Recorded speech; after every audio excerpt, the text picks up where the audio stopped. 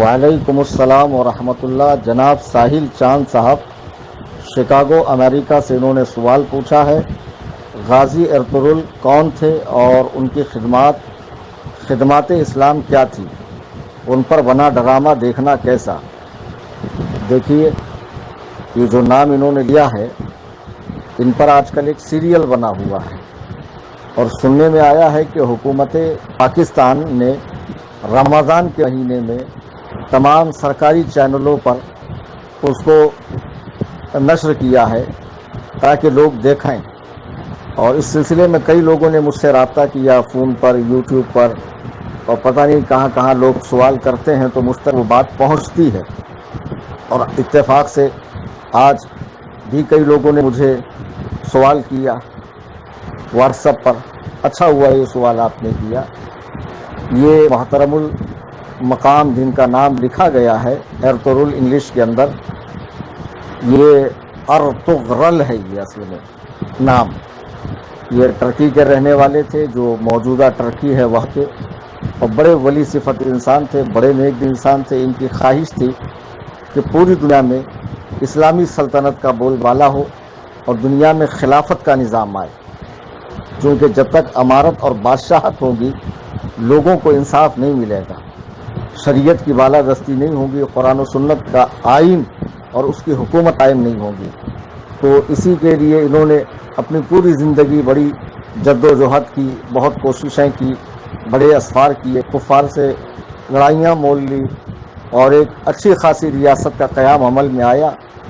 صوم و صلات کے پابند تھے، مسلکن حنفی اور مذہباً اہل سنت و جماعت سے، اور اللہ کے ولی تھے، نیک انسان تھے۔ انہی کے بیٹے سلطان عثمان اول، جنہوں نے سلطنت عثمانیہ کی بنیاد 1299 عیسوی میں رکھی تھی، اور یہ سلطنت 1922 تک چلی، اور پوری طرح یہ 1924 میں ختم ہو گئی، یعنی پورے 623 سال یہ حکومت چلی۔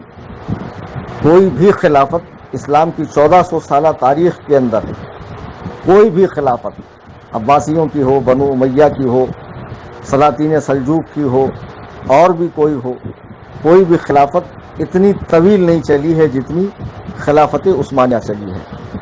جب ان کی حکومت قائم ہوئی تو انہوں نے امن و امان کا، ترکستان کو گہوارہ بنا دیا، پورا یورپ علم و فن سے آشنا ہوا، اور بڑی انہوں نے مہارت پیدا کی کئی علوم میں، یہاں تک کہ پورا یورپ ان کے زیر اقتدار تھا، موجودہ نئی دنیا امریکہ بھی ان کے زیر اقتدار تھا، حتیٰ کہ حرمین شریفین، خانہ کعبہ، مکہ معظمہ اور مدینہ طیبہ بھی ان کے زیر اثر تھا۔ اور جب انہوں نے وہاں حکومت قائم کی تو وہاں پر انہوں نے جتنے حضرات صحابہ کے کچے مزار تھے انہیں پختہ بنوایا، حضرات صحابہ کے نام پہ سڑکیں بنوائی، امہات المومنین کی مزارات تعمیر کی، جگہ کا مساجد تعمیر کی، حجاج کے لیے، معتمرین کے لیے بڑی سہولتیں کی، حتیٰ کہ سرکار دو عالم صلی اللہ علیہ وسلم کی قبر انور پہ جو سبز گنبد بنا ہوا ہرا، یہ ٹرکیوں نے ہی بنوایا ہے۔ کتاب تاریخ نجد و حجاز پڑھی آپ، اس میں آپ کو اندازہ ہوگا کہ کس ادب و احترام کے ساتھ اور کس ذوق و شوق کے ساتھ، کس خلوص و للہیت کے ساتھ انہوں نے رسول کریم صلی اللہ علیہ وسلم کی مسجد نبوی کی توسیع اور مزار اقدس کا کام کیا ہے۔ صرف اور صرف حفاظ کے ذریعے وہ مزار شریف بنائی گئی ہے، اور ٹھوکنے پیٹنے کا کام ہوتا تو مدینے کی سرحد کے باہر جاتے، اس کا لحاظ کیا جاتا کہ رسول رحمت صلی اللہ علیہ وسلم کی بارگاہ میں بے ادبی نہ ہو، آواز اونچی نہ ہو۔ اور جو انہوں نے ٹرین چلوائی تھی مدینے سے پاکستان کے لیے، تو اس ٹرین کے انجن کے اوپر بھی باقاعدہ درود پاک الصلاۃ والسلام علیک یا رسول اللہ علیہ السلام تحریر تھا، جو آج بھی آپ گوگل میں دیکھ سکتے ہیں۔ کئی صحابہ کی مزاریں بنوا دی، اور پورا اہل سنت و جماعت کا دورہ تھا۔ لیکن بعد میں انگریزوں کی سازش سے نجد کے خطے میں، جو موجودہ جس کا نام ریاض ہے، وہاں کی حکومت آل سعود اور آل شیخ کی کارستانیوں سے یہ حجاز مقدس میں ان خبیثوں کا قبضہ ہوا۔ پھر آل سعود زیر اقتدار آئے، اور انہوں نے عثمانیوں کا خاتمہ کیا، ترکیوں کا خاتمہ کیا۔ حضرات صحابہ کی مزارات جو بنی ہوئی تھی ان پر جو گنبد تعمیر تھے ان پر بلڈوزر چلوائے گئے. آج کا یہ سلفی 2 ٹکے کا وہابی ریال پہ ٹپکانے والا کہتا ہے سعودی میں تو ایسا نہیں ہوتا, سعودی میں تو یہ نہیں ہے وہ نہیں ہے. ان سے پوچھو کب سے نہیں ہے سعودی میں؟ یہ تو 1922 کے بعد سے نہیں ہے نا. اس کے پہلے تو اہل سنت و جماعت ہی تھے وہاں پر, اور سارے عشاق انبیاء, عشاق صحابہ, عشاق اہل اتفاق پاک, عشاق اولیاء اللہ تھے. تمہاری حکومت تو وہاں اب آئی, پھر ان نجدیوں نے کیا کچھ نہیں کیا. آج تو حرم کعبہ بھی بند ہے, حرم مدینہ بھی بند ہے. جو کہتے ہیں صرف اللہ سے مانگو, اللہ سے ڈرو, آج ان کو اللہ پہ بھروسہ نہیں رہا, انہوں نے اللہ کا گھر بند کر دیا. اور ان خبیثوں نے اب تو وہاں کلب کھول دیے, شراب کی اجازت دے دی, سور کھانے کی اجازت دے دی سعودی کے اندر. کیا کچھ نہیں کیا. کئی اسلامی سزائیں جو شریعت میں قرآن و حدیث میں مذکور تھی اس کو ختم کر دیا. معاذ اللہ رب العالمین. یہ پورے طور پر امریکہ کے غلام ہو چکے ہیں, اور ان کے تلوے چاٹنے والے وہابی دیوبندی یاد رکھیں کہ یہ 100 سال کے اندر کی پیداوار ہے. وہاں پر 650 سالوں تک ترکیوں نے حکومت کی, اور عظیم الشان حکومت کی ہے الحمدللہ. اور مکہ و مدینہ کو انہوں نے اس طرح تعمیر کیا, اس طرح بنایا کہ دنیا دیکھتی رہ گئی. ان نجدیوں نے تو ان کی تعمیر کو, ان کی تعمیر کردہ عمارتوں کو گرایا ہے, بنایا کچھ نہیں ہے. انہوں نے اپنی سہولت کے لیے اپنی عیاشیوں کے اڈے بنائے ہیں. بہرحال ترکیوں کی حکومت پوری دنیا میں قائم رہی. ان کا ایک دبدبہ تھا, ایک خوف تھا, اور انگریز جانتا تھا کہ جب تک سلطنت عثمانیہ رہے گی ہم آگے بڑھنے والے ہیں نہیں. عیسائیوں اور یہودیوں کی چیرہ دستیوں سے, چالاکیوں سے سلطنت عثمانیہ کو ختم کر دیا گیا. پھر ترکی میں مصطفیٰ کمال پاشا جیسا خبیث شخص برسر اقتدار آیا, جس نے ترکی کے اندر نماز پر پابندی لگا دی, اذان پر پابندی لگا دی, تلاوت قرآن پہ پابندی لگا دی, مساجد میں داخلے کو ممنوع قرار دیا. غرض کے ترکستان سے اسلام کا بوریا بستر لپیٹنے کے چکر میں رہا وہ خبیث, لیکن وہ خود مر گیا. اور بعد میں آج الحمدللہ موجودہ دور میں ترکیوں میں جو حکومت ہے وہ اہل سنت و جماعت ہی کی ہے, اور اہل سنت و جماعت وہی جو یہاں بریلوی کے نام سے پہچانے جاتے ہیں. اور اللہ نے چاہا تو دوبارہ خلافت عثمانیہ قائم ہوگی, اور پھر یہ جتنے یہودی, سعودی اور امریکی, یہ جتنے بھی اسلام دشمن طاقتیں ہیں انشاءاللہ الرحمن ان کا خاتمہ ہوگا. اب آپ نے پوچھا کہ ان پر سیریل بنایا گیا ہے. دیکھو یہ تو ہر مسلمان جانتا ہے کہ تصویر کشی حرام ہے, فوٹوگرافی حرام ہے.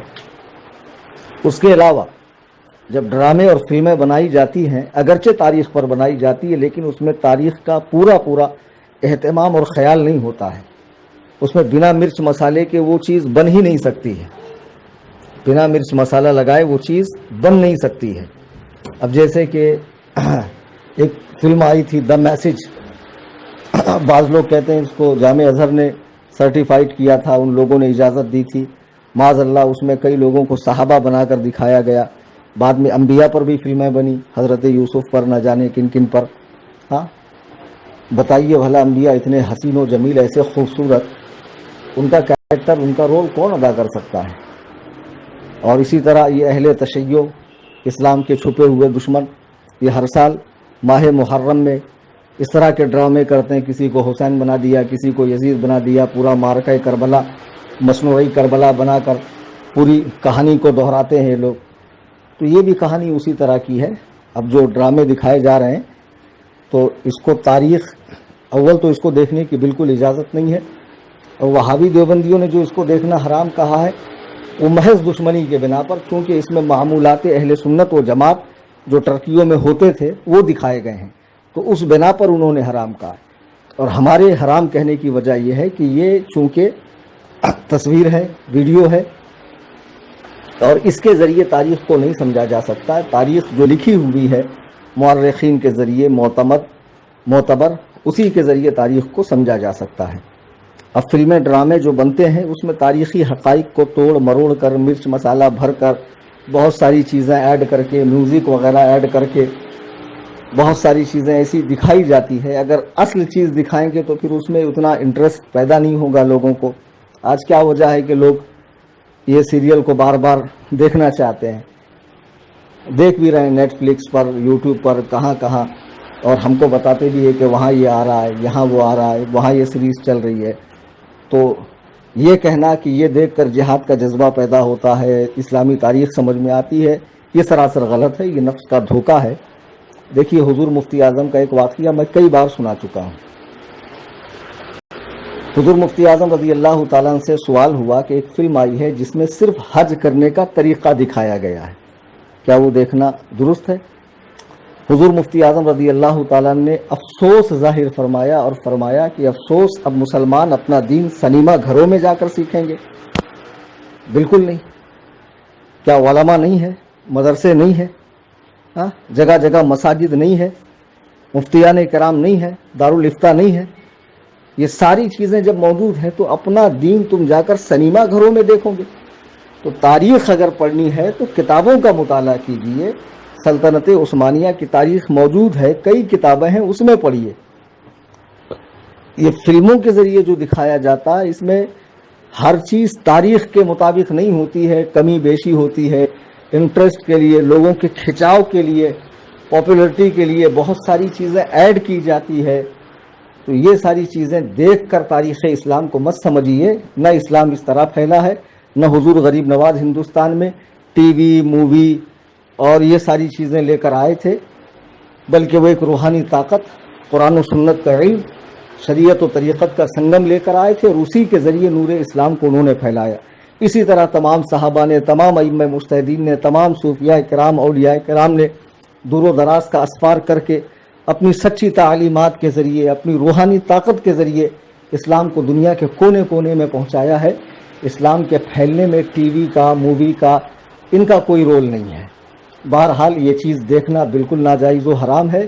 وہ اس بنا پر کہ تصویر کشی ہے، اور پھر اس کی کوئی گارنٹی نہیں ہے، چونکہ امیر وہ جن کا پر یہ ڈرامہ بنایا گیا ہے ان کی تاریخ پیدائش اور تاریخ وفات میں بھی اختلاف ہے.